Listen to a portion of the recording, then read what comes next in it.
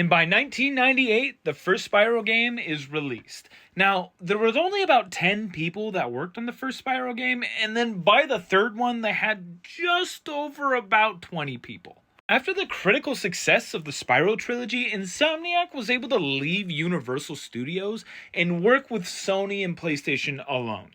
And again, this is why we don't see any more Spyro games made by Insomniac, is because it was owned by Universal Studios.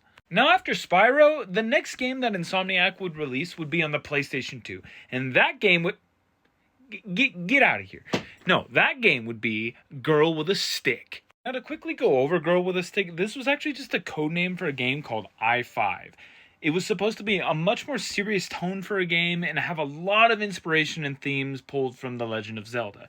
Ultimately, the game made it to the process of a demo being created to show off to other producers, but then they ended up canceling the game due to lack of passion and not wanting to finish it. Thus, the idea of Ratchet and Clank was born. Now, a quick fun fact, Ratchet was actually based off of Marvin the Martian from the Looney Tunes, but eventually developed into the Lombax that we know and love today. During this time, Insomniac became very passionate on the Ratchet and Clank project, and after 2 years of development, it came out in 2002. Because of the massive success with Ratchet and Clank, the next 3 Ratchet and Clank games would come out consecutive years after each other.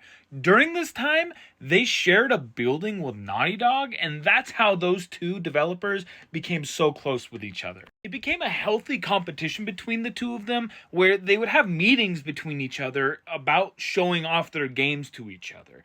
Because of this, it would have them each up their game when it came to their games. And that's why we get such fantastic games from Naughty Dog and Insomniac back then.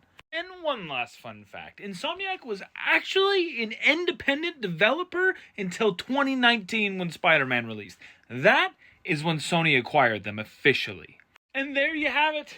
Now you know the beginnings and the origins of where Insomniac games came from. If you enjoyed this, be sure to like and follow for more video game history. Bye!